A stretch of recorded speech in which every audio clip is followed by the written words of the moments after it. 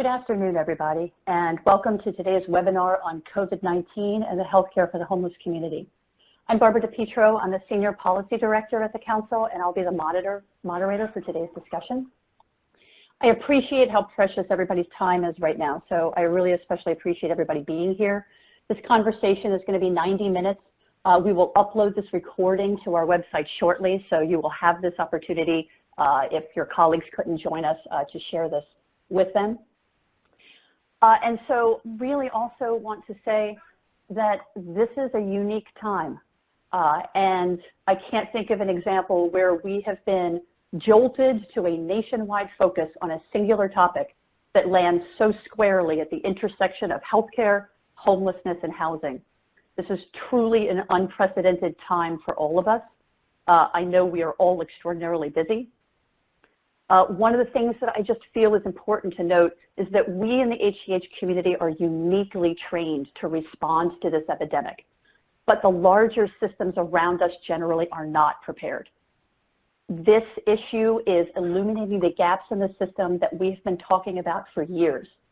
And as healthcare providers, this is challenging us along so many facets of our work: clinical, finance, human resources, our program operations, advocacy, our concern for our patients' well-being during this crisis, as well as our staff. Just every facet of our work right now is being challenged.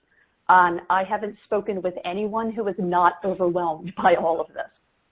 But as we move forward and as we plunge into this discussion, and all of that said, I really feel like there's an opportunity here for us to make needed sustainable changes. How are we setting up new and expanded programs and services? How are we leveraging investments in permanent housing and medical respite care? How are we improving Medicaid? I think right now there's a growing recognition in the country of the unique needs for our community, and I think this is an opportunity for us to use this time as well to be able to really make real change.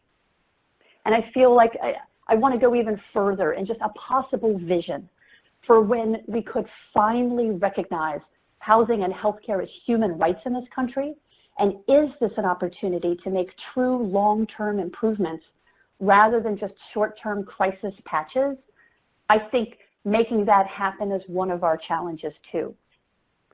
And so I also would just like to acknowledge the limitations of today's conversation. Ideally, we would be able to be together in a space that allows for a free-flowing exchange of ideas, challenges, issues, a place where we can talk openly about what's working, how we can support each other, how we can lend advice. That's the strength of the HCH community. But unfortunately, that's just not possible with the hundreds of people that we have right now on a stilted webinar platform where the only communication device we have with you right now is the chat box below the slide screen.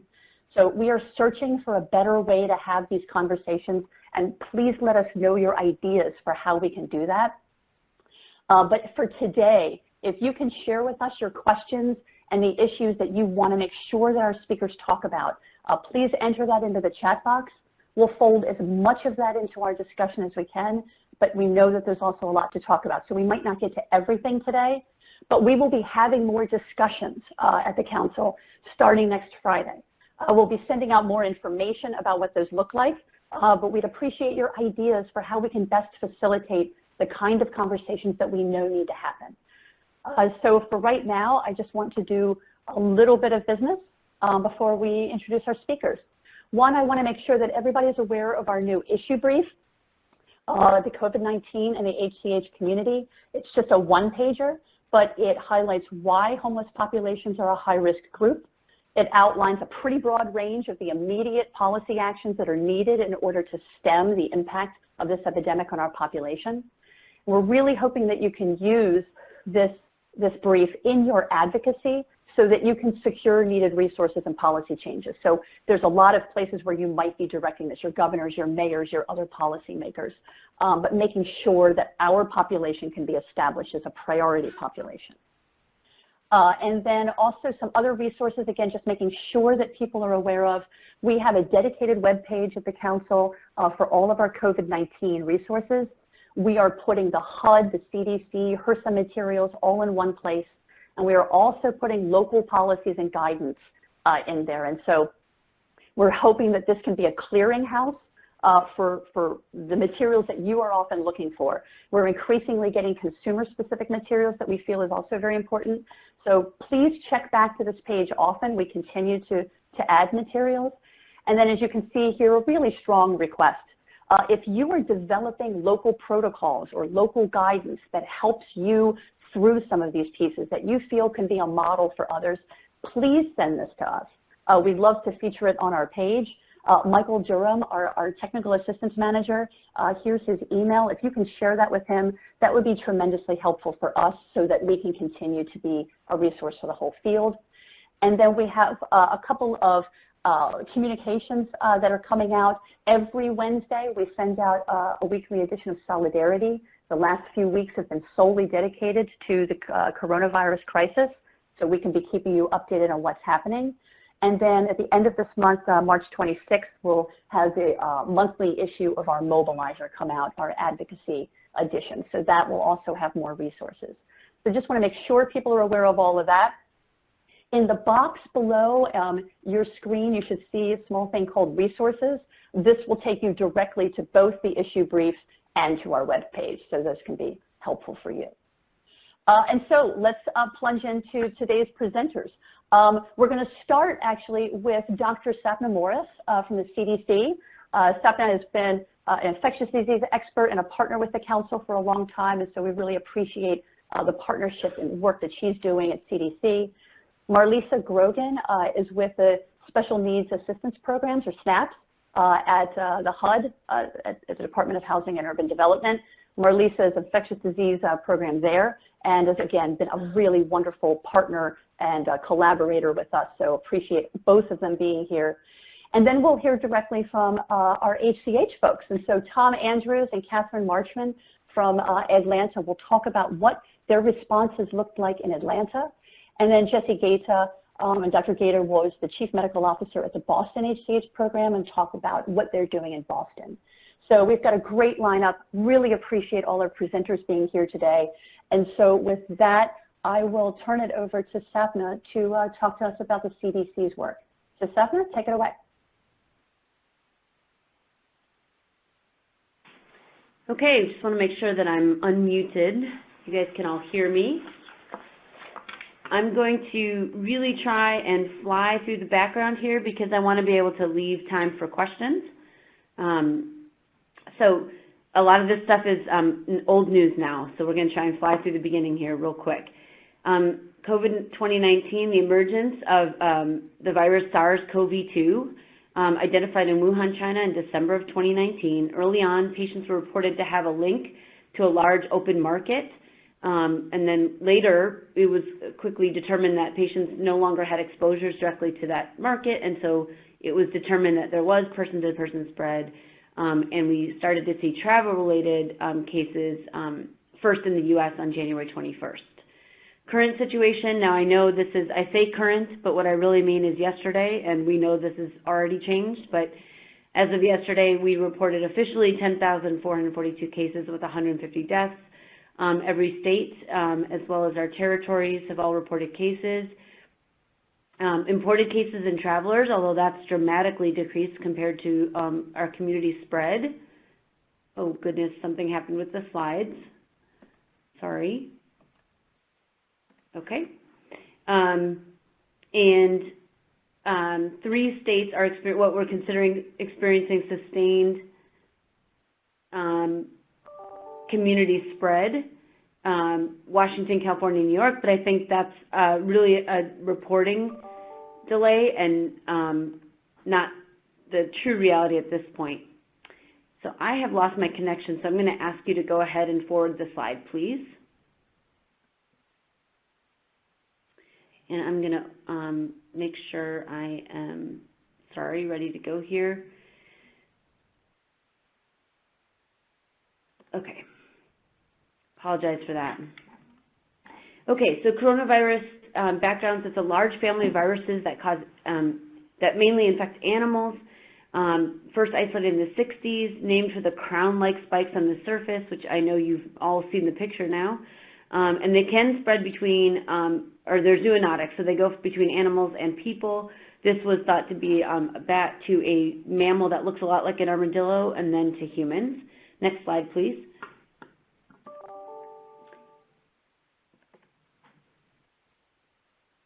Okay, so there are 7 human coronaviruses.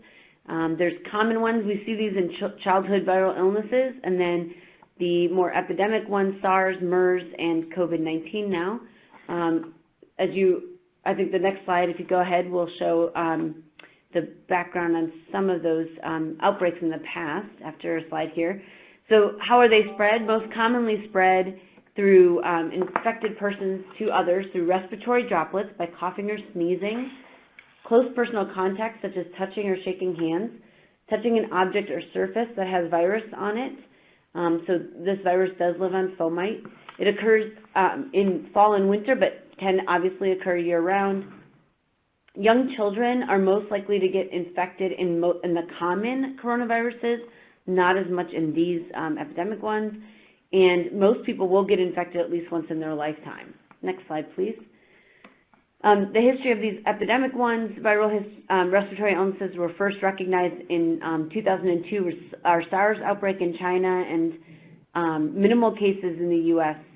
In 2003. And then in 2012, we saw the emergence of MERS, really no documented cases in the U.S., but really in the Middle East, and there still occurs occasional cases of MERS, but not in the U.S., thankfully. Next slide, please.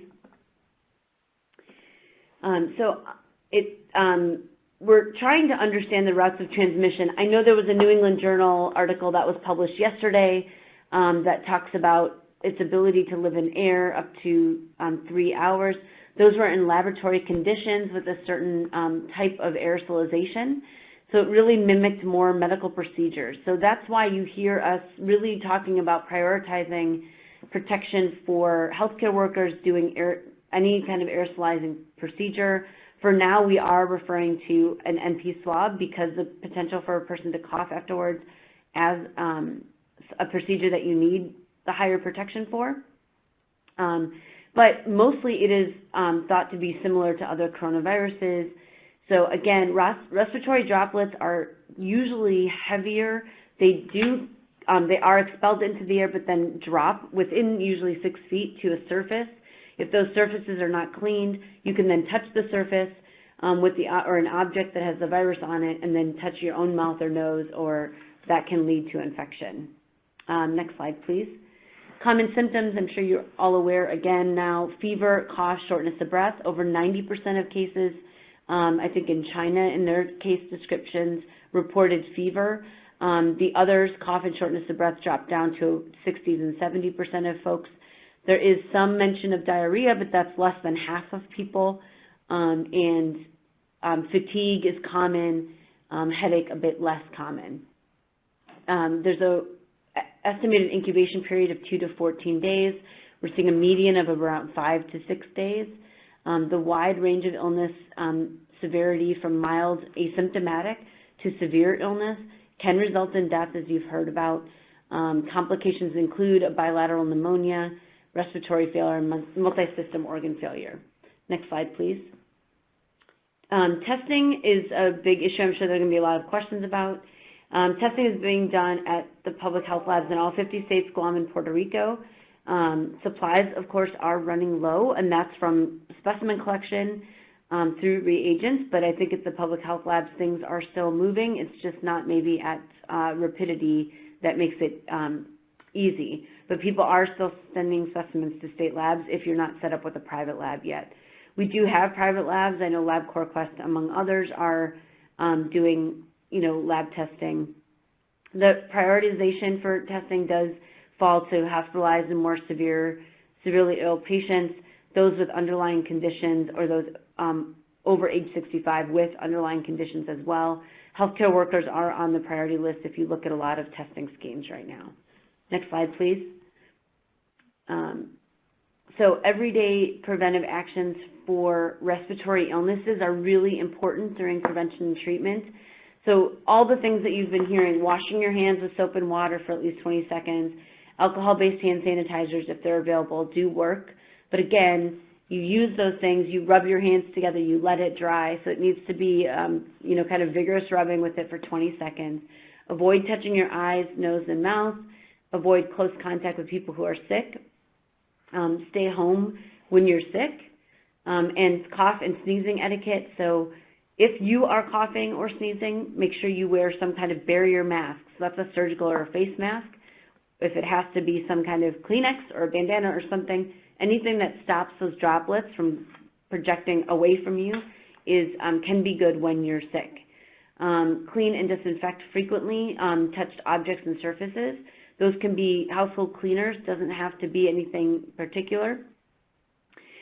Treatment, there are no specific antiviral treatments licensed currently for COVID-19. There are investigational therapies right now, so remdesivir is available. It's an antiviral. It's available for compassionate use for those who are hospitalized and ventilated. There are 2 clinical trials being run looking at moderate and severe disease using remdesivir, run by Gilead, and University of Minnesota and University of Washington are looking at studies using hydroxychloroquine and chloroquine, and there's an additional study looking at hydroxychloroquine and azithromycin. I think the first information just came out of France. I don't think we have a study up and running with those 2 drugs here in the U.S., but I think they are looking to expand the studies of hydroxychloroquine and chloroquine. Next slide, please. I just put up here some resources, but please, there's so many products going up, and I know the CDC website can be a little bit difficult to navigate, but I do encourage you to kind of look and see what we have available up there. So just specifically going quickly to some issues for people experiencing homelessness, if you can go to the next slide. For the healthcare for the homeless, I really want to emphasize preparation over panic. It's very hard to do. I think that's a good mantra for all of us right now. Try and stay informed about your local COVID-19 situation. Know where to turn for reliable, up-to-date information in your local community. Develop or review your facility's emergency plan. COVID-19 outbreak in your community will likely lead to staff absenteeism, and so we need to be prepared for that. Alternative staffing plans to ensure you can still be available, or as much as you can be available to your patients as possible. Establish your relationships or revive those relationships with key healthcare and public health partners in your community. A coordinated effort here is very, very important. In particular, where you'll be able to potentially refer your patients, obviously where testing may be done for reasons, and then if there's still an effort to isolate or quarantine contacts, that's an important thing to be communicating with your health departments about. I think early on in evidence of community spread, or if you're still at a low number of cases, public health departments are still trying to isolate known cases and evaluate contacts and quarantine them. So there is still a lot of that effort going on. It's just in some places where there's more community spread, we're leaning more towards the mitigation efforts. Guidance for all persons that are service providers for persons experiencing homelessness. We're trying to really get a cohesive effort around finding safe spaces for people to stay. And so if folks are symptomatic and at risk, they're tested and they're found to be positive. If they're hospitalized and found to be positive and are okay for discharge, we really want to find a safe place for folks to go that doesn't include a congregate setting that could put more people at risk. That effort really requires city, county, state coordination, and even to federal coordination now that there's been a national emergency declared. So if your local community in your city, in your jurisdiction, in your county doesn't necessarily have a ready solution to this, I really encourage you, now is the time, if you haven't had a lot of community spread, to further that conversation kind of up the chain to figure out where those safe spaces may be. Ideally, you can separate folks who are tested positive, for sure, and those would be the priorities. Even if that means to cohorting them, but ideally you're at least isolating them from folks who are asymptomatic or are not ill or haven't tested positive. There have been examples of specific shelters that have been the best ability to isolate in place. But again, if we can find particular places for folks to go that are safe and have wraparound services, that's the ideal situation. And then if shelters are, that's not identified or up until the point where that's identified, we may have to have folks shelter in place. And I think there's ways to do it where you can separate folks by floors, by rooms, even if we have symptomatic folks that are waiting to be tested, separated by a curtain. So there's areas of the shelter. Again, this isn't airborne in the same way that TB is, where the bug will linger in the air for hours and hours. There is a safe distance around people. You can mask folks that are symptomatic. You can separate them physically, and then ensure, hopefully, that there's ability to clean and keep folks that are symptomatic away from those that are asymptomatic. So we're trying to do the best with what we have, with the idea that we are coming up with solutions that are will protect our clients and our patients. Moving on to the next slide, protecting your staff. We encourage you to conduct those inventories on available PPE. I know this is already an issue about supplies. Explore your strategies to optimize. There's a page on the CDC website I know Barbara was going to send around called Crisis Alternate Strategies. So can you use expired masks? Can we extend the life of the PPE safely? Things that we can do. In addition, do know that now that there's been a national emergency declared, that there should be conversations happening at higher levels about supplying our healthcare providers with the stockpile supplies. Those conversations need to be had. Your providers in HCH, our providers need to be included in those numbers, and that's a very important advocacy point. So we need to be talking to our city-state partners around that. Ensure proper use of PPE. Again, there's lots of instructions online. And then try and screen your patients potentially outside in the tent or outside or on their entry into the facility if they're here for other reasons, and so that you can triage them appropriately if they're coming into your facility. Next slide, please. So again, plan for your service providers. Please remain at home and notify the appropriate staff if you're ill. We really want to emphasize that. We have a tendency to be stoic and want to work. That's how we're all kind of trained in our healthcare roles, and this is not the time to do that. Know who and when and how to seek evaluation. Healthcare workers are being given priority for testing at certain sites, so try and be aware of how we can make that happen. Monitor for symptoms daily, and continual updates to alleviate anxiety and concerns about exposure. So in terms of the clinic staffing, we touched on this before, but make sure your staffing plans to keep your facility open to at least the clients that you're going to continue to serve. Dedicate staff to the screen, evaluate, and test patients if you're doing that on site, so you're not necessarily putting lots of folks in that role. Minimize the elective procedures and potentially maximize your utilization of telehealth or other ways of contacting patients that may not be face-to-face. I linked here directly to some interim guidance on how to assess the risk of your healthcare personnel and then what to do. And I will say that as cases are being found in your communities, we have seen efforts to isolate and then quarantine folks if you've been in contact, if you were not using appropriate PPE, or if your contact was outside the healthcare facility. So if I'm a nurse and I was in contact with someone in my home or in my neighborhood or somewhere else, and then I'm supposed to report to work, initially there was a lot of effort to quarantine, and that may still be happening in your communities.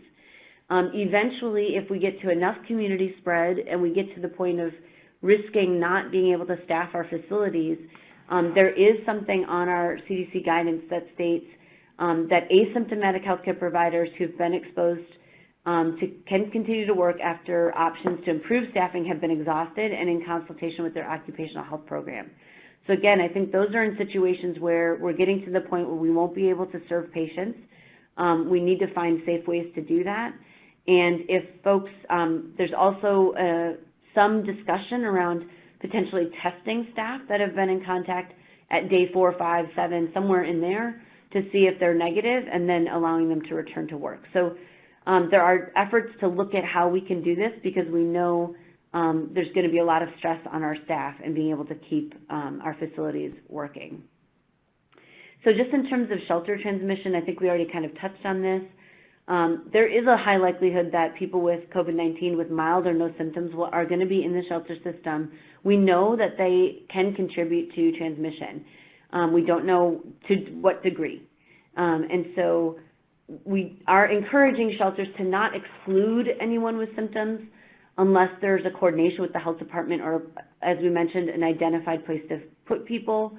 And so shelters may need to engage in screening as well, and I know that our HCH providers who have shelter clinics and mobile clinics may be leaned on to kind of help coordinate in that effort. There are tools being developed by HUD and by local communities that we're sharing, and CDC is trying to have something cleared to put up on their website that you could adopt as well. In terms of, separating folks with respiratory symptoms, I touched on that earlier, but think about the administrative controls we've talked about for TB in the past.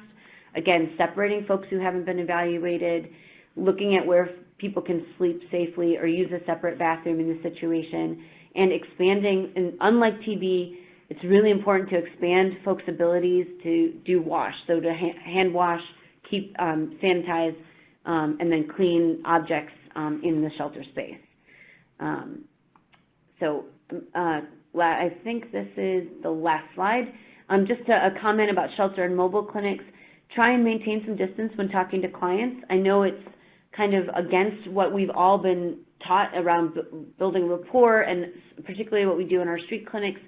I would encourage you to be very open and honest about what we're doing. I think that the penetration of information to a lot of our clients that are sleeping outside right now may be not as high as we think it is. I think anecdotally, we've found that when we've done outreach, we've been a little bit surprised at the amount of education that's getting to those folks around what's going on with COVID-19. And so I encourage you guys to explain, well, I'm going to stay a little bit apart. We're trying to practice some social distancing. We're a little bit worried about this virus spreading, and explain what's going on. Again, appropriate PPE use, if you're going to examine patients that at all may have symptoms. If you're in a shelter clinic, designate maybe one clinic room to patients that have symptoms, and that's where they will be evaluated. And I, of course, again, highly encourage using some educational materials that are designed for our patients or our clients. Put information out there about hand hygiene, cough etiquette, social distancing, and what the risk factors are. So I'm going to turn it over there, and sorry if I went over my time.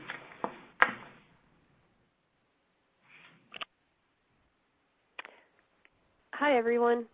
This is Marlisa Grogan. I'm from the Office of Special Needs Assistance Programs at HUD, and I'm really excited to be with you all today, and I really appreciate this opportunity to be speaking with you and share a bit of a perspective from the homeless crisis response system.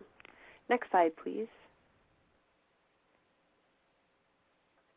So when it comes to the essential role of healthcare for the homeless providers, I mean, in many ways, it's sort of you could almost take a look at it as a translator to a certain degree. Homeless assistance providers now more than ever are being leaned on to take on roles that they're not necessarily used to or comfortable with when it comes to screening clients when they first present at a shelter for symptoms, thinking through ways to adjust their shelter plan, creating social distancing and rearranging bed patterns and the distance between beds, and tackling the really tough questions about how to adequately and properly and safely care for someone who may present who tests positive for COVID-19 or who is just presenting with symptoms. So, we've heard a lot of anxiety, a lot of stress, understandably so. And so we are encouraging all homeless assistance providers and continuums of care, the planning bodies that do a lot of the policy decision making and our grantees at HUD. we encourage them to forge, as partnerships, tight partnerships in the best of times with their local healthcare for the homeless providers and public health departments. But now in this, urgent situation, it's more important than ever that, everyone, these three critical players in the situations being handled at the community level, lean on the relationships that they've built or quickly reach out to develop them where they don't already exist. And so what we've seen in other situations where communities are handling an outbreak, that when the homeless assistance providers reach out to public health or continuums of care, reach out to public health, they're not always considered the obvious partner to be sitting at the table. And so so a lot of it is, thinking that public health has, their role to fulfill, and homeless assistance providers, they take care of sheltering and housing. But you all, as healthcare for the homeless providers, have a unique perspective into both worlds that can really make a difference in translating, whether it's guidance that public health issues to shelters for them to enforce, as well as the other way around, just emphasizing the fact that it's so important to include healthcare providers when public health develops plans to address outbreaks such as COVID-19. I think a lot of the times, and Barbara alluded to this, people experiencing homelessness can be an afterthought.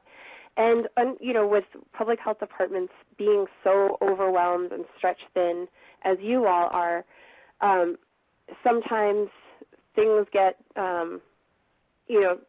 prioritized more than others. And so we recognize just how important this vulnerable population is, and that they should be prioritized and thought of first, as as the perspective that I'm sure all of you share. But in any help in communicating that, in forging and reinforcing the connections between public health and homeless assistance providers, and being a resource yourself. Sapna alluded to the fact that you may, in many cases, even if you're not co-located in a shelter or you're not a street outreach medical provider, that shelters and outreach workers may be looking to you to understand public health protocols, to make sure that they're doing things right. And in many ways, you're an invaluable resource for emergency shelter and outreach workflow can make the difference between providers just being overwhelmed and feeling like they can't protect themselves and shutting down operations, and the difference between that and actually feeling that like they're prepared, that they're protecting themselves, that they know how to protect the people, their clients that they serve. They can do it the right way, and that they can not only provide the services that they are the experts in providing, but to the extent that services can be coordinated between healthcare for the homeless providers and shelter providers, street outreach programs, that's all the more effective in providing the care that people experiencing homelessness need in both sheltered and unsheltered situations. Next slide, please. So we at HUD have come out with a number of different guidance documents to try to get at this relationship between homeless assistance providers, public health departments, and community healthcare providers, and to help facilitate and strengthen those partnerships. The first on the slide is the Infectious Disease Toolkit for Continuums of Care. This is a high-level document that's geared towards COC governance leadership, so the collaborative applicant, the COC board, and I'm going to talk a little bit more in detail about how that's more applicable to you all. But then also on the HUD Exchange, we've posted a document that goes into the specific consideration for public health authorities to limit the infection risk among people experiencing homelessness. So this document is intended to just really drive home the importance of prioritizing this vulnerable population in this specific situation in these times. And the third is questions to assist continuums of care and public health authorities to limit the spread of infectious disease in homeless programs. That is meant to help COCs and public health authorities start the conversations, ask the right questions, and you all are can be a tremendous asset in, as I mentioned before, sort of bridging the communication gap that often arises, and to a certain degree being a translator between both of these entities. And then we have an Ask a Question portal on the HUD Exchange that we invite anyone who has questions related to homeless services, and basically we're inviting anyone to ask a question, and we can always link up with our other federal partners at the CDC, HHS, VA. So we're in close communication with them. And then you can go to the next slide. I just wanted to take a second to dive in into a little bit more detail when it comes to the infectious disease toolkit for continuums of care. While it's not necessarily geared towards HCH providers, it does provide the framework for partnerships, the communication flow, and how different roles impact one another. So this is the guidance that we're giving to continuums. And then we also have two companion documents, one geared towards shelters and the other one geared towards encampments, showing homeless providers how they can rely on community healthcare providers in preparedness, mitigation, and response phases. So we go through the steps and how they change, whether it's establishing communication, education, putting together protocols, supplies, and then we link to a number of different resources, many of which are Healthcare for the Homeless resources and CDC guidance.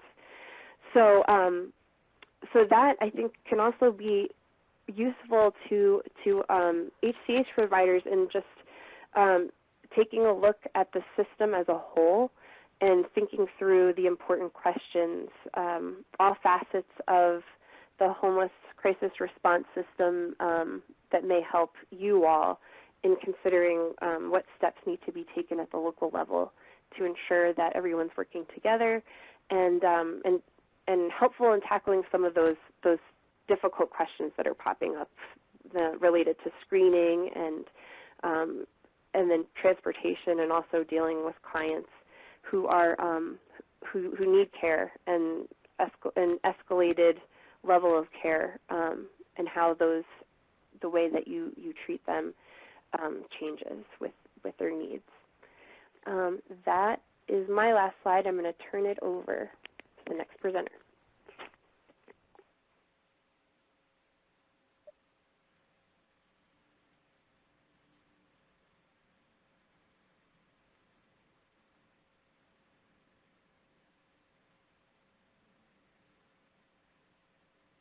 Tom and Catherine, you might be on mute. Just wanted to make sure we're able to hear you. Yeah, I was, Barbara. Thank you. Can you hear me okay? Yep, loud and clear now. Okay, great. Thanks. Sorry about that. I don't have any slides, which might help. I'm just going to give you a verbal update. I'm going to talk in terms of what we've done as an HCH here in Atlanta to respond, and then Catherine's going to be talking about the broader response here in the city of Atlanta. Up front, I want to say I don't know why Barbara asked me to do this, because we're not cutting edge at this point. I'm not sure anybody is, but we're just doing the best we can. I'll tell you what our reality is and then talk about what we've done. As Sapna has already said, access to testing is very limited. The only access we've had to date is for our more serious cases that we have to send through the EMS to Grady Hospital, our public hospital. We have worked with them a process where we notify them in advance, and then they can be processed appropriately, and then we can get feedback on the outcome of the treatment and testing if applicable. We have received a limited supply of swab kits from Quest Lab, but we were not approved until yesterday to actually start processing them. The issue for us right now is a limited supply of swab kits. I think we have 14. And also, as Sapna has said, the PPE supplies are very, very low. Some drive-through testing sites just started standing up in the past couple of days through the counties and the commercial labs, but we don't think those are going to be options widely available for quite some time, and especially for our patient population. Catherine Marchman is going to provide an update on the plans that we have really just now developed and are coming into play in our partnership with the city and Grady that will allow us to broaden testing and address transportation and isolation. So basically right now we're flying by the seat of our pants, but let me tell you what we've done in our on the operational side. As of today, all of our clinics remain open with the exception of our mobile coach. We closed it because of the close quarters on the coach, and we wanted to reallocate the staff to our other clinics.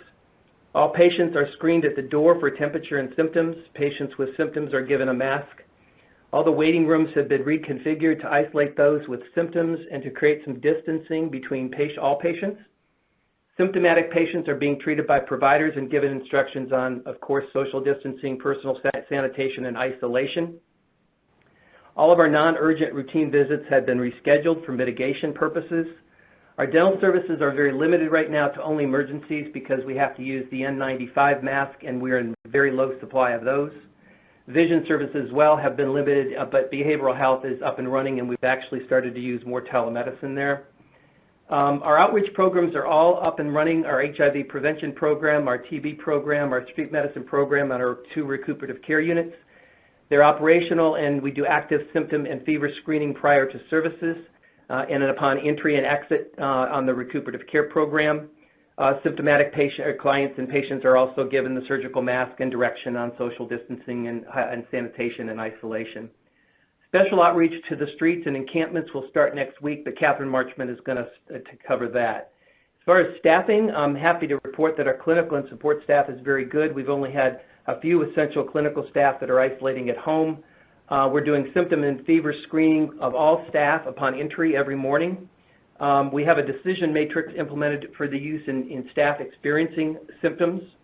We've sent about 100 people, non-essential staff members, home, and they're teleworking this week, starting this week. As far as supplies that we need, we're pretty much out of wand thermometers, masks, surgical, and the N95s, PPE, as I said. Sanitizing wipes and disinfectants are pretty good. We don't have hand sanitizers, and we've been trying to focus on that for our street-bound folks. Thankfully, one of the homeless service agencies found a local distillery who provided us with 60 gallons of hand sanitizer, and we're in the process of producing 2,000 4-ounce units. And also, we put out a call, and we've not been surprised, but a lot of donors are dropping some of those supplies by our facilities as well. As far as communications, we set up a command center with key leadership, and we're meeting daily. And then as far as communications to staff, we have a formal communication twice a week, and then every morning in huddle we have a specific focus around our work around this virus. And then lastly, visitors, we are not allowing any visitors in any of our facilities except for a limited number of vendors, and all student programs have been discontinued, and our volunteer providers, though, are continuing to provide services. That's it. I'll turn it over to Catherine for a broader Atlanta update. Thanks, Tom. Good afternoon, everybody. This is Catherine Marchman. I am the Executive Director of Partners for Home, and we're the lead agency or the collaborative applicant for the Atlanta Homeless Continuum of Care. I will concur with everything Tom said as far as flying by the seat of our pants as well and trying to stand things up or build the plane as we're flying, as the saying goes. So I'll also do not have slides, and we'll just run through some key things that we are focused on right now. It really has begun with standing up immediate partnerships with our local and state departments of public health, our local Healthcare for the Homeless organization, which is Mercy Care and Tom Andrews' shop. We only have one, so that makes it easy for coordination purposes. We are working shoulder to shoulder right now with the mayor's office, and they have been intimately involved in helping us coordinate and stand up the work that needs to be done related to individuals experiencing homelessness. We are also serving on the governor's subcommittee on the homeless response and we have also been working very closely with our public hospital system as well. Our current situation report is we do have 4 known positive cases. Fortunately, one individual who actually discharged to the community before we knew he was positive, we had been able to locate very quickly, and we were able to get a team from the Department of Public Health out to that facility that had 138 individuals. We were able to symptom screen everyone there. We were able to get the positive individual isolated, and the 6 individuals who symptom screened positive have since been tested and isolated and are doing well. There are 3 other individuals that are currently hospitalized, 2 of whom were at the same facility as the known positive, and the 4th individual has been unsheltered to our knowledge and is discharging today.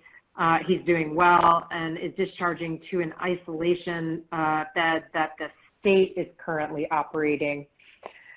As far as the work that we are doing currently, we have rolled out a symptom screening tool across the continuum of care, and we have asked all of our providers, both bed providers as well as service providers, to conduct symptom screening. We have delivered masks to all of our providers for the purposes of any individual who's screening positive on the symptom screening tool, and we are still waiting on thermometers. There is a logjam in getting access to those. So we have heard reports from some providers who have been able to get some at CVS and other local stores. So we're encouraging providers to go there and attempt to get some to have those on hand. Additionally, we have begun surveying all of our providers to understand their needs, their current level of supplies, as well as their changes to operations, not just to what type of shelter they're offering and services, but particularly the food service that's being provided or operations that may have been changed. We are using the responses to those surveys to report back to the community, the providers as well as clients, what services may or may not have changed, so that everybody is up to date on what's being provided and what's not being provided. Additionally, we are using those survey responses to be able to provide a coordinated feedback loop to philanthropy so that we can have an aligned request up to the private sector for prioritization of needs and supplies for those private funds. We have stood up a web page on our website at partnersforhome.org/COVID with information that we're updating regularly. That also has our symptom screening tool that has been reviewed and I think approved by CDC and HUD technical assistance. So you're welcome to access that on our website and adapt it as you see fit. And we have also uploaded the symptom screening tool to HMIS, and so it's embedded there now, and we're asking providers to begin documenting and using the tool in HMIS so that we can have a reportable tool and access to data in real time through HMIS. As far as communication goes, we have established a COC-wide conference call that occurs twice a week on Tuesdays and Fridays at 8:30. It's a standing call, and that's an opportunity for us to just update each other, provide COC updates, and then hear feedback from our providers on what's happening on the ground and any changes or updates that may need to be reported out. Additionally, we have stood up some coordinated outreach and encampment work. We are doing that in phases. Phase 1 is launching today, and we are rolling out our outreach teams to do education, purely education, and surveying. So we created a encampment survey. Actually, I think we borrowed it from the Houston COC. We are bringing out hygiene kits and hand sanitizer that is coming from the distillery that Tom mentioned, and we're prioritizing hand sanitizer right now for unsheltered individuals. And then we're also flyering encampments and handing out flyers.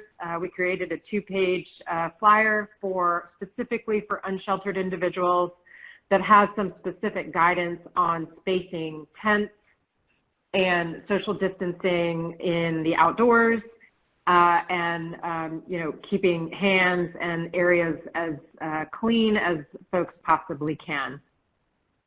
Phase 2 will be rolled out at a later date, but we expect that Phase 2 will include symptom screening, testing, and transportation. And we are coordinating outreach utilizing our point-in-time mapping system. So we already have maps through our point-in-time work, and we have divided up those maps among our outreach teams, and we have assigned all of our parts of our geography to each of the outreach teams to begin knocking off one at a time, and again, starting today, and we hope to finish that work by Monday, and then be able to finish or begin to roll out Phase 2 sometime next week for screening, testing, and transportation. As it relates to funding, the city approved last week a funding bill for $7.5 million, of which $1 million will be dedicated for homelessness. The state is designating $100 million, and we are working through with the mayor's office guidance on how much of that $100 million will be dedicated to homelessness across the state and what it will be spent for. In addition, as I mentioned, the Governor's Committee, of the Governor's Committee on COVID, there is a subcommittee being chaired by our mayor, Mayor Bottoms, and we are working closely with the mayor's office to coordinate the recommendations that will be coming out of that committee. And Tom Andrews, among some other stakeholders in the community, are sitting on that subcommittee and making recommendations. The key foci for the funding prioritization and coordination of the committee recommendations include testing, transportation, isolation, supplies, and communication. And I'll just walk you through each one of those, and we'll then close out. So for testing, as Tom mentioned, and as everyone is acutely aware of, testing is scarce, or access to testing is scarce right now. Our public hospital system is standing up their own internal testing capability, and so we are working closely with them right now to be able to fund dedicated testing sites for homelessness. So I would encourage you to look internally at your local communities to see if that's a possibility as well. This will enable us to be able to prioritize testing within shelters and in encampments so that we can have access to our own testing and turnaround, and also increase the timeline with which those test results are turned around. Currently right now, our public hospital system, once testing is stood up, will be able to turn around test results within 4 to 12 hours. So the goal would be to stand up in partnership with the public hospital system who will conduct the test or process the test, along with our Healthcare for the Homeless organization, who would likely be able to stand up the teams to go out into shelters and encampments to actually do the test and then send them to the hospital system for the test results. We would then have individuals in an isolation location while they await their test results. For transportation, we have also partnered with our public hospital system, who will dedicate an EMS truck and a driver who will be solely dedicated to transport homeless individuals from shelters or encampments for both testing and isolation. And we are standing that up as we speak and are dedicating some of the local city funding to pay for that. For isolation, we are currently moving in the direction of partnering with 2 downtown hotels for non-sick, non-symptomatic homeless individuals. So we are doing this in the opposite way in which many other communities are moving. Our hotels in the community here is hesitant to put symptomatic or positive individuals in hotel rooms. And so we're going in the reverse. We are actually going to free up dormitories at a local shelter by placing non-sick, non-symptomatic homeless individuals in hotel rooms, and then creating dedicated isolation dormitories in a dedicated shelter. We're looking to stand that up as soon as next week, and we're hoping to begin with about 40 beds dedicated by Tuesday or Wednesday of next week, and then we will pause and see and determine how many more beds we need to stand up from there. We are currently also working with the Department of Public Health to be able to do a walkthrough of that shelter to make sure we're putting in necessary precautions and preventative measures to ensure that we can safely stand up an isolation unit for positive individuals and or people under investigation who are symptomatic as well. Finally, supplies. We are looking to prioritize some of the funding for hand sanitizer and other cleaning supplies for shelters. Sanitizer, again, would be prioritized to start with for unsheltered individuals. And then also potentially some funding for support around the coordination of all of this and standing up some communication mechanisms as well. So with that, I will turn it back over to Jessie for the next part. Thank you, Catherine. This is Jessie Gaeta from Boston Healthcare for the Homeless program. And I'm going to try to wrap up maybe in just a few brief slides. So what a momentous time. I'm continually reminded over the past 3 weeks about the awesome significance of the work that everyone is doing, the weight and responsibility of what we're here to do, what so many people have committed our lives to doing. I feel like many of us have spent half of our lives training for a moment like this, and yet there is no cutting edge. I was thinking about Tom saying we're not doing anything cutting edge, but I've learned several things in listening to you both talk. But there is only scramble. I think everyone listening in would agree that we're all sort of now doing everything we can to slow transmission at this point. So I want to just very briefly and from a high level describe, but mostly show you some pictures of what's happening in Boston. And there's a lot of repeat from some other things you've heard. So I'm going to be really brief. The first thing our community health center did was to get strategic about how we're going to shrink our existing services very quickly to make room for new COVID care. And we essentially decided to cut back most of what we're doing to continue to provide in as many of our clinics as we can urgent care and a focus on medication refills, like maintaining chronic disease management. We've pulled back many other services to make room for 3 massive pieces of work, which we've now started doing. So we're standing up a response. We're helping to stand up a response across our homeless service continuum that sounds in some ways similar to what Atlanta is doing and planning. The first is screening. So we developed a screening tool here that can be used at entry to shelters or at any of our clinical settings or in outreach. It's a simple tool. Part of it is for non-clinical people in case that's who's administering the tool. There's a deeper clinical assessment when it's possible to have a clinician do that piece.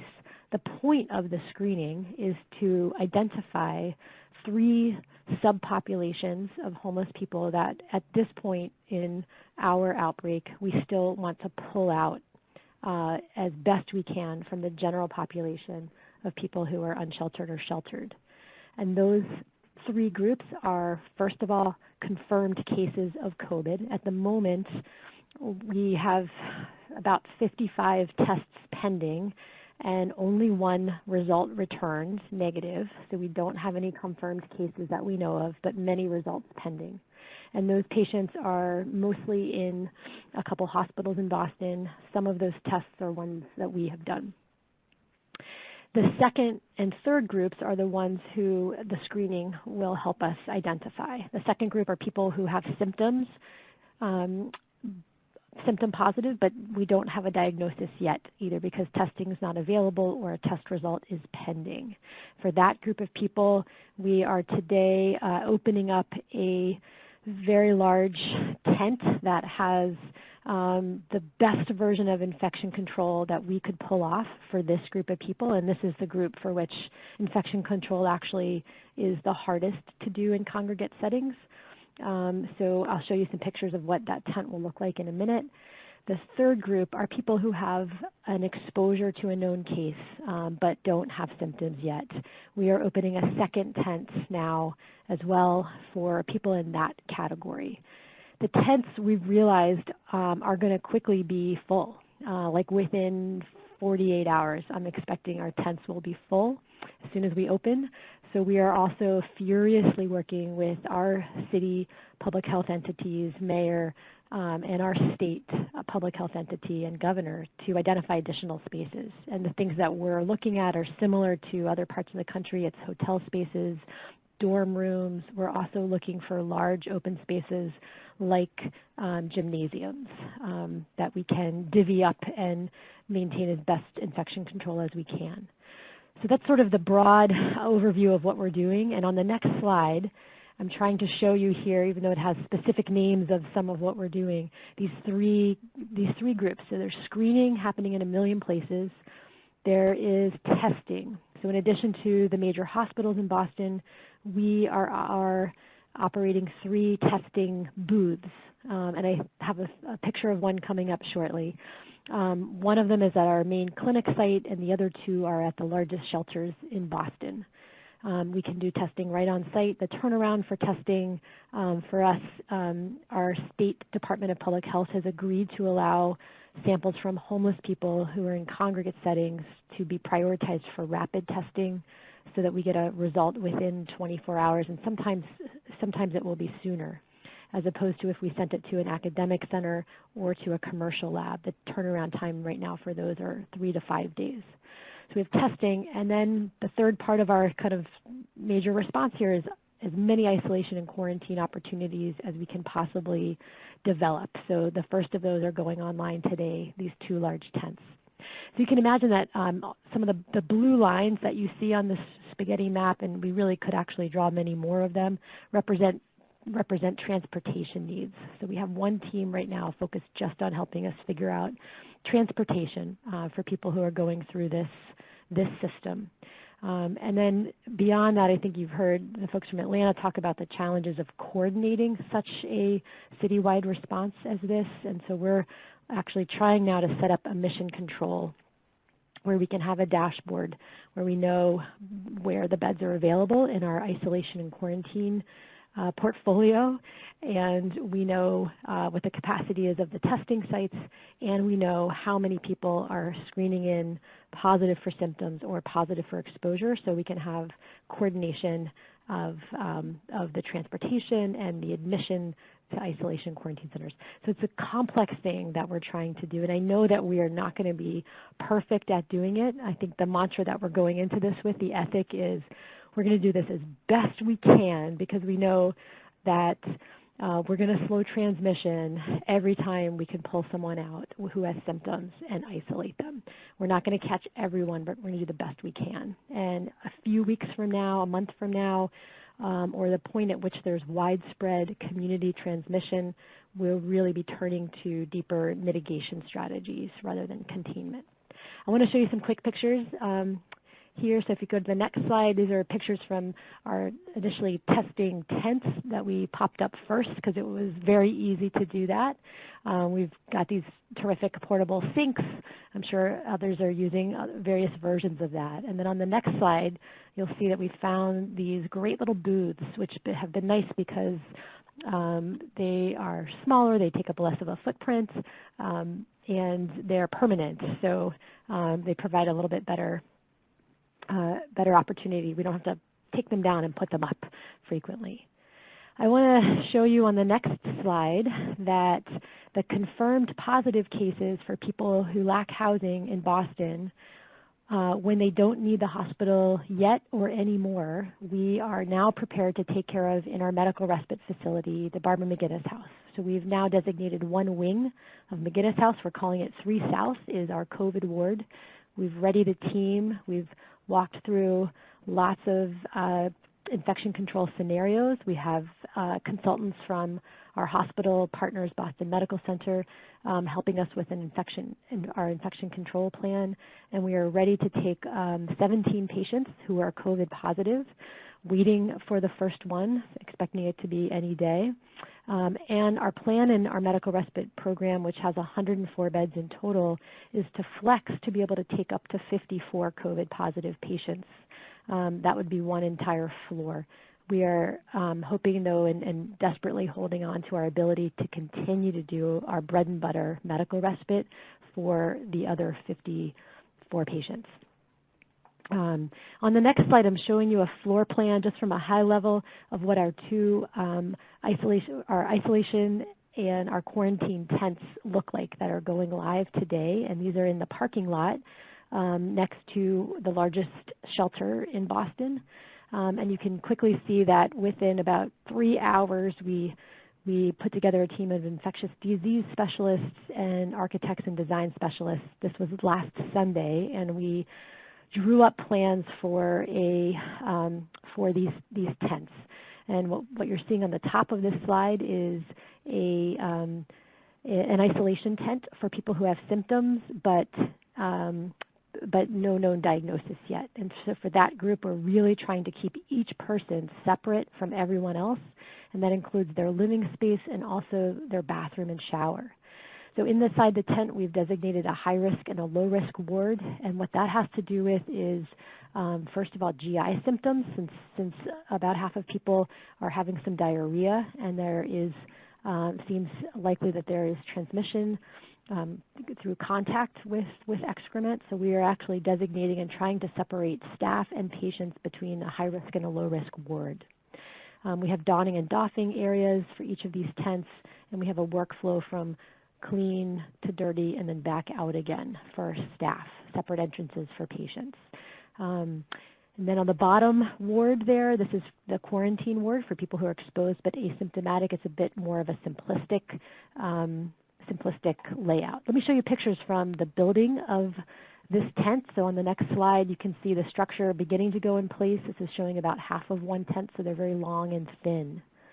And then on the next slide, 2 pictures, one from outside a tent and one from inside. So you see the way that we are doing our best to provide some isolation and quarantine opportunities for people in these kind of quick pop-up ways is by separating people into pods that are essentially small bedrooms, but with these very heavy vinyl tenting on 3 sides, and then open.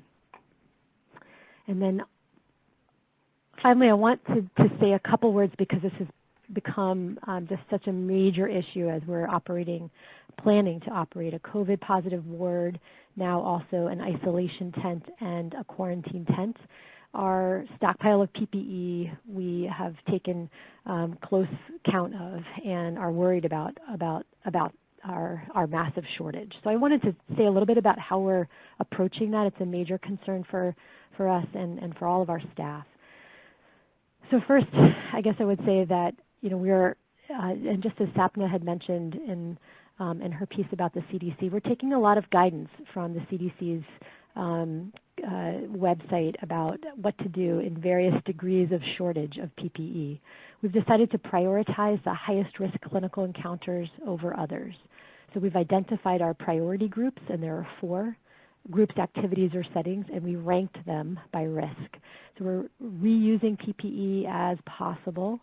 We are advocating for really creative ways to increase our supply through donations from the trade unions locally, which has been successful. And we're also having staff who can't work and who are working from home begin to organize to make handmade face shields and even face masks. So we expect in about 2 weeks we will be running on PPE fumes, so to speak. We also have made a very deliberate decision to communicate transparently with staff about how we're going to prioritize the PPE and what our stockpile looks like. And we're, of course, providing training. On my last slide, this is just sort of an example of how we're prioritizing our PPE. So we have here a statement about our strategy, and then in each column, we've designated our first priority, which is the COVID positive ward at BMH, all the way down to our last priority group.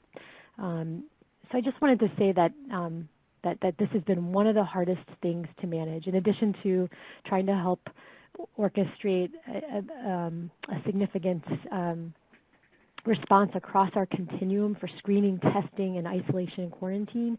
That resource allocation of PPE has been one of the most significant challenges. It's felt like we are walking into a fight with very little armor.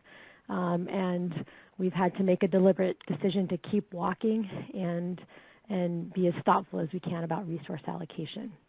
I'm going to stop there and turn it back to Barbara for a Q&A session. Great. Thank you, Jessie, and thank you, everybody, for great presentations. I do understand that there is a lot of audio issues. Our system is overloaded. Obviously, this is unprecedented times of interest in a singular issue. So I have been on federal platforms that have also not been able to handle the load. So I just think everyone's struggling with their capacity in many different ways right now. Just in the interest of this conversation, I wanted to raise a couple of things that I've encountered in my discussions with folks, and maybe we could just touch on a few things in our remaining minutes. One is, if we could talk a little bit about our approach with patients and clients. Can you talk about trauma-informed approaches or ways you're de-escalating clients, or can you talk a little bit about how your patients or your clients are responding to all of this and what you're doing to meet the needs they're expressing? And maybe this is best to Jessie, but don't want to rule out anyone else. Hi, this is Jessie. That's such a hard question, but I guess the quick things I would say are that, first of all, we're trying to communicate as much to the people that we're serving as we are among staff. So we've taken the actually quite amazing CDC visuals and had them printed in different sizes. We've posted them in many spaces. We're having people who are the first people that our patients typically see when they first walk in, or even right outside, begin to offer people hand sanitizer. We quickly realized that we would run out of hand sanitizer, so we brought out portable sinks to have people just explicitly wash hands on the way in to the spaces where we're working, and people are actually really grateful to be able to do that. And as we've implemented screening, we found that people are not annoyed by it. They're actually grateful. It's a chance for them to ask questions. There's just a lot of anxiety. And I agree with one of us who earlier said that some of the messaging that's getting out to the public through media really isn't necessarily reaching street populations or people who are in shelters. And so it really behooves us to do that. I think education is power. We're doing as much as we can to let people know what's happening. And people are stressed and worried, and staff are stressed and worried.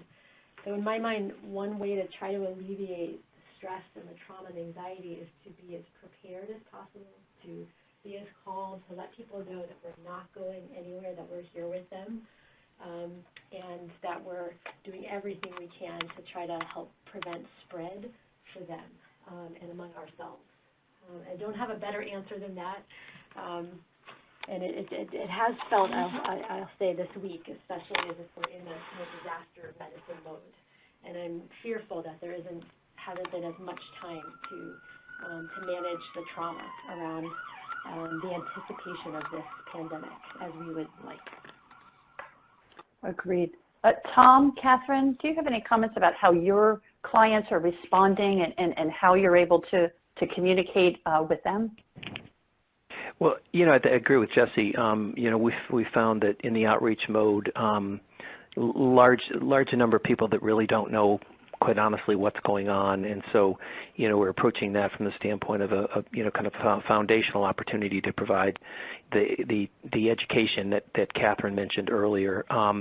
What's worked in some of our waiting rooms is our pastoral care, our chaplains, them being able to bring a calming effect to the whole issue, and we've equipped them with the knowledge of, how do we keep people calm and how do we make sure they're getting the right information. And we have our behavioral health staff now trying to create some talking points around this. It was something we thought about the other day, so they're working on some things that again, is going to be through the lens of the trauma-informed care. Got it. Both of you had talked about the transportation issues and how you're getting clients to isolation or quarantine spaces. Can you talk a little bit more about the process that you use to set that up, or in the process of setting up, and maybe the collaborations that you are engaging with other either COC providers or other city help with that? And Tom or Catherine, did you want to go first, just in the interest of trying to manage things? Yeah, Sure, Catherine I can go ahead, Catherine. Yeah. Yeah, I think first of all, our connection and relationship with our public hospital system has been, just incredible. And so having that partnership there was really the first step. We all acknowledged right away that we didn't want to inundate the 911 system, which they also manage for our metro area. And so it was really a win-win for us all to look at what could be, how could we facilitate a coordination around transportation, also recognizing that providers were going to be really skittish and uncomfortable with transporting clients themselves, and also might not have the ability or knowledge to clean and sanitize their vehicles post-transportation. So the public hospital system said, with some additional funding, we could dedicate an EMS truck and driver who would already be skilled and knowledgeable in transporting individuals who were symptomatic, but then also have the supplies and ability to sanitize the vehicle post-transport. So we very quickly got a quote on cost from them last week and agreed to move forward with that. And we are going to roll that out probably early next week. And the hospital system will have a dedicated phone line that we will roll out to the COC that they can call at any time to trigger the non-emergency transport. Great. And Jessie, you had just mapped out your transportation lines. Is that something that Boston HCH is doing? I'm just looking to go a little deeper into the relationships or how you coordinated that. Right. So we were we did create that process map, which showed us easily what the transportation needs are, but it's not even as elaborate as it could be. So, even that first column there of screening is happening now at, probably about a dozen places, mostly shelters and clinics. So it doesn't even show you how elaborate it is. One thing we noticed in the past week trying to really coordinate and organize screening, testing, and isolation quarantine is that we don't have as much project management depth as we need to take on a project like this. So we quickly reached out specifically for transportation to one of our key partners, Boston Medical Center, who's offered project management support for this concrete thing, transportation. It's been a huge relief. So they basically came in, a project manager came in and helped organize us all around transportation. We had to decide first, can we do this through a routine route that's the most efficient route between these places for pickup and drop off? And we quickly realized, no, that wasn't going to be possible or practical. And so we've kind of moved away from that and are at a different point where we're going to have 2 vehicles, and we're going to have a mission control person back at our main building orchestrating where those vehicles go based on the need screening, testing, and isolation, and the availability of isolation and coordination tests. There's so much more detail to that, and it's actually happening, still as I speak, that we're working out the details of transportation, which is quite complex. And we're also, of course, thinking really carefully about infection control on the vehicles. Got it. We had a question come in about screening at shelters, and I know that a number of you have talked about this, but what's your thought about shelter staff expressing concerns that they will, either the entire shelter will be quarantined or staff and clients will be quarantined together? I've heard this not just from the question we got today, but I've heard this in other spaces too. Maybe Marlisa, is this something from a HUD perspective, or I don't want to put anybody on the spot, but if anyone had any ideas about advice or just thoughts on how we communicate with staff in our homeless service providers to try to de-escalate those concerns. I think that, training is a big thing, and I know that supplies are also in a short supply in many communities, but to the extent that shelter providers and shelter staff can be equipped with what to do and knowing, how to sanitize, how to clean spaces, if they know the techniques and feel comfortable with them to be able to keep themselves and other shelter residents safe, I think that can go a long way. From the HUD perspective, we're trying to educate on that preemptively and encourage, the connections to public health and other HCH providers so that, they can talk to the experts and know how to do these things and gain confidence when it comes to taking on additional responsibilities like screening for symptoms, taking temperatures, the other roles that they're out of necessity put on them to fulfill. So I would just emphasize the importance of being a resource for them, and from the federal level, we're doing our best to get as much guidance out as possible, and then just stressing the huge importance it is to maintain operations, and we'll continue to put guidance out in coordination with the CDC and Healthcare for the Homeless Council about ways that shelter providers and staff can do that. Great, thank you. We had a question come in about medication-assisted treatment, and given that is a priority issue for our population normally, curious how the Atlanta or the Boston HCHs are accommodating medication-assisted treatment and making sure that continuity of care is going forward. This is Jessie. I'm happy to hazard a guess or an answer to that question. So we've prioritized medications for opiate use disorder right now as a critical thing to continue since we have another epidemic we're still so much in the midst of. And so some of the strategies that we've been using to make that possible, even as we've been shrinking our clinical work to make room for COVID care, include that we've decided to have longer prescription intervals than we might that we usually do outside of this emergency time. So for patients who we're treating week to week, who are still still at high risk, maybe not quite stabilized well on medication, we are now doing often, when we feel like it's feasible, a 2-week supply.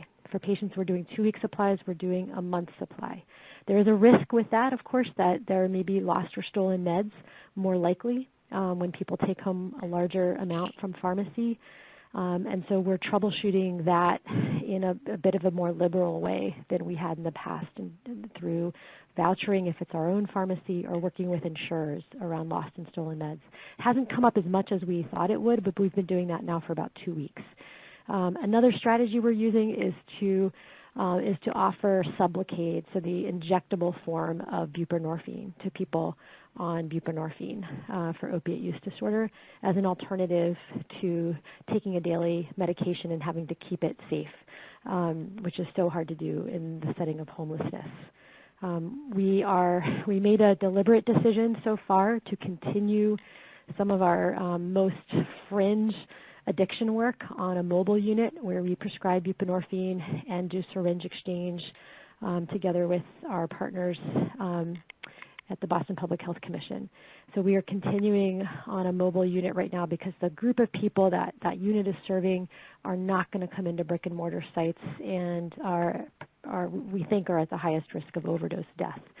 So despite everything else shrinking, that's been something we've decided to deliberately continue. I think we're really worried as we begin to isolate and quarantine people that we have to be extremely mindful of the risk of overdose in bathrooms or isolation spaces where there are no other people around. So as we're staffing now isolation tents and bathrooms that go along with those, we're basically building into our operations plan monitoring for overdose on a continual basis in a very aggressive way, actually. But part of that is, I think, just perhaps because of how many overdoses are happening in the neighborhood where we're isolating people. So those are some of the strategies to mention. We've also decided that Narcan distribution, prescription and distribution remains a key priority right now, that we can't back down from that. We are fearful of a collision of one epidemic and one pandemic right now. So we're pretty laser focused on both. Appreciate that. Tom, I do not remember if you are doing that at your shop, and so don't know if this is something that you wanted to weigh on as well.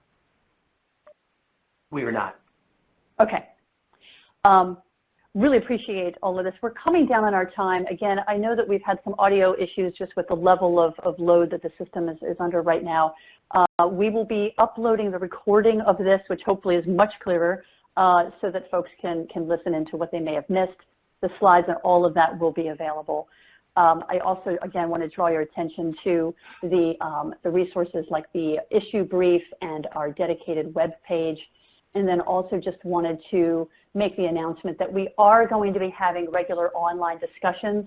We will figure out this tech piece, and so starting next Friday, we don't know yet what time, we will communicate that out to the community, but we will be doing regular discussions.